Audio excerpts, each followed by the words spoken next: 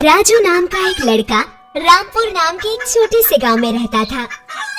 उसे पत्थरों को तराशने का शौक था।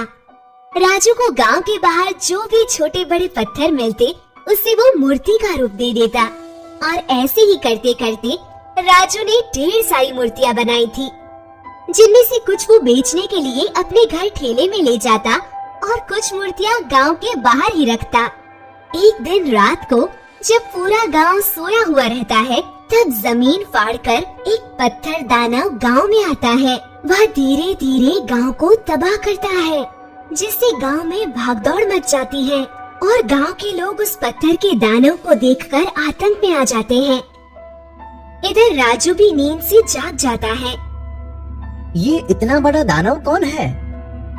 राजू घर से बाहर जाता है और उस दानव से पूछता है, ए दानव, तुम हमारे गांव को तबाह क्यों कर रहे हो? कौन हो तुम? मेरा नाम पत्थर दानव है। मैं तकलीफ में हूँ, पर मेरी कोई सहायता नहीं करता। तकलीफ? मैं जमीन के अंदर रहता हूँ। एक बार इस गांव में कोसों दूर एक जादुई ज्वालामुखी अपने प्रताप से सबको राख करना चाहती थी। ये पता चलते ही मैंने उसे अपने पैरों तले कुचल दिया, जिससे मेरी दाईं पैर की तलवे में चोट आई है। पर कोई शिल्पकार मेरी सहायता नहीं करता। मुझे देखते ही सब भाग जाते हैं। मेरी पीड़ा को कोई नहीं समझता है। इसलिए मैं सब खत्म करना चाहता हूँ। ये सुनते ही राजू दुखी हो जाता है और कहता है, दानव, मैं पत्थर का शिल्पकार हूँ। क्या मैं तुम्हारा पैर देख सकता हूँ? राजू दानव के पैरों के तलवों को देखता है, जो जलने की वजह से थोड़ा टूटा हुआ रहता है, जिससे उस दानव को चलने में परेशानी होती थी। राजू अपने कला से दानव को ठीक कर देता है। तुमने मुझे ठीक कर दिया। अब मुझे कोई तकलीफ नहीं है। दानव खुशी से राजू को एक पत्थर देता है और उसे तराशने को कहता है। इस पत्थर को तुम तराशो, ये तुम्हारे काम आएगा। अगले दिन सुबह राजू अपने बैग से औजार निकालता है और उस पत्थर पर जैसे ही चोट करता है, वो पत्थर टूट जाता है और उस पत्थर से एक छोटा चमकीला पत्थर निकलता है। अरे, पत्थर के अंदर एक और पत्थर, ये तो बहुत चमकदार है। राजू उस चमकते पत्थर को देखता है, फिर कुछ देर बाद अपने औजार के बैग पर रख देता है। काम खत्म करके राजू घर जाने के लिए जैसे ही अपने औजारों को बैग में रखता है, तो देखता है कि बैग में जो भी सामान था सब सोना बन चुका है। राजू चौंक जाता है। अरे, ये क्या? मेरे बैग में इतना सोना कहाँ से आया? फिर राजू उस चमकते पत्थर को बैग से बाहर निकालता है और बड़ी गौर से देखता है। कहीं इस चमकदार पत्थर के कारण ही सब सोना तो नहीं हुआ? राजू अपनी शंका मिटाने के लिए वहाँ रखे दूसरे औजारों पर भी उस पत्थर को रखता है। तभी देखते ही देखते औजार सोने में बदल जाता है। अरे वाह, ये पत्थर तो जादुई पत्थर है। राजू घर चला जाता है।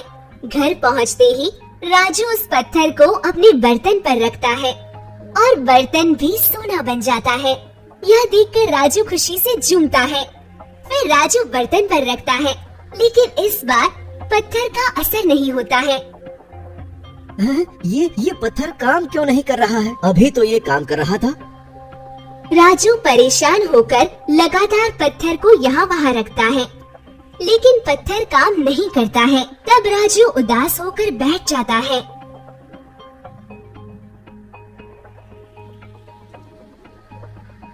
राजू, मुझसे डरो मत, मैं जादुई पत्थर हूँ। अच्छा, फिर तुम्हारा जादू का असर क्यों नहीं होता है? क्योंकि मैं दिन में 3 बार ही काम करता हूँ। चौथी बार मैं काम नहीं करता। तुम मेरे द्वारा किसी भी चीज को सोने में बदल सकते हो, किसी भी चीज को, लेकिन जरूरत पड़ने पर मैं तुम्हारी मदद भी कर सकता हूँ। बस तुम्हें जो मदद चाहिए मुझे छू कर बोलनी होगी, सिवाय सोने के। अच्छा, तो ये बात है। जादुई पत्थर, तुम्हारा बहुत बहुत शुक्रिया। धीरे धीरे राजू उस पत्थर के सहारे बड़ा आदमी बन जाता है और अपने गांव में बच्चों के लिए स्कूल और पानी की जरूरतों को पूरा करता है और साथ ही जरूरतमंदों को पैसे भी दान करता है। और साथ ही आज भी राजू गांव के बाहर मूर्तियां बनाता है। राजू की चर्चा आसपास के गांव में फैल जाती है। जब एक दिन राजू कुछ जरूरतमंदों की सहायता कर रहा था, तब एक लालची जादूगर झाड़ू में बैठकर आसमान पर सैर कर रहा था। अचानक उसकी नजर नीचे जाती है। अरे यहाँ इतनी भीड़ क्यों है? जादूगर भेष बदल के भीड़ में शामिल हो जाता है। ये लड़का तो सबको सोना बांट रहा है, पर इसके पास इतना सोना आया कहाँ से? जरूर कोई बात है। जादूगर राजू का पीछा करते हुए उसके घर तक पहुंच जाता है और देखता है कि राजू पत्थर से एक नहीं बल्कि 3-3 बार लगातार सोना बना रहा है। अरे अरे वाह, ये तो जादुई पत्थर है। अगर मैं इसे ले लूं तो मेरे पास ढेर सारा सोना हो जाएगा और फिर मैं भी सोने की झाड़ू से आसमान में सैर करूंगा। राजू के सोने के बाद जादूगर अपनी जादुई झाड़ू से बंदर बन जाता है और पत्थर को चुरा लेता है और भाग जाता है। फिर अपने महल में आता है। मिल गया, मिल गया। अब मैं इस जादुई पत्थर से सोना बनाऊंगा। अब सबसे पहले इस झाड़ू को सोना बनाता हूँ। हाँ। जादूगर अपनी झाड़ू पर पत्थर रखता है, पर झाड़ू ज्यों की त्यों रहता है, सोना नहीं बनता है। जादूगर एक बार और कोशिश करता है, पर फिर भी पत्थर काम नहीं करता है। उफ़ो, ये पत्थर काम क्यों नहीं करता है? जरूर इस पत्थर का कोई मंत्र होगा जो इस लड़के को ही पता होगा। हाँ, एक काम करता हूँ, उस लड़के को ले आता हूँ। नहीं, उस लड़के के साथ साथ मैं गांव वालों को भी लाता हूँ ताकि राजू मुझे आसानी से मंत्र बता दे। हाँ।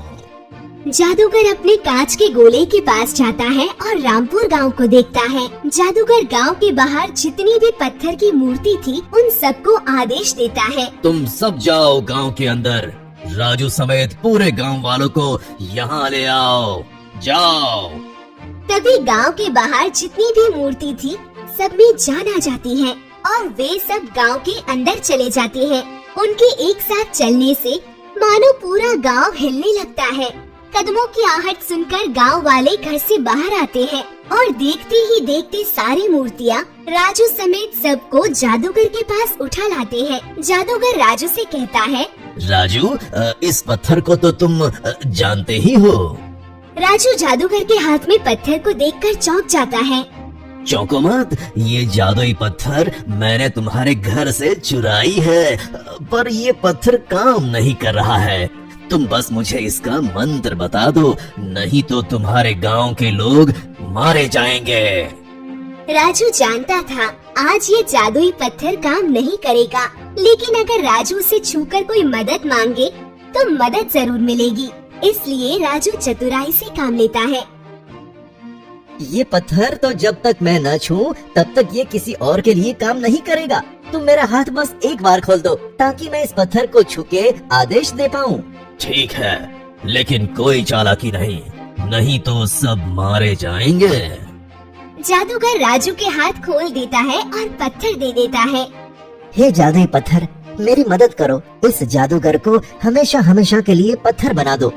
मेरे बनाए गए मूर्ति को वापस वहीं भेज दो और हम सबको सही सलामत गांव ले चलो। इतना बोलते ही जादूगर पत्थर बन जाता है। राजू की सारी मूर्तियाँ वापस अपनी जगह चली जाती है और साथ ही राजू गांव के लोग समेत सुरक्षित गांव वापस पहुंच जाता है।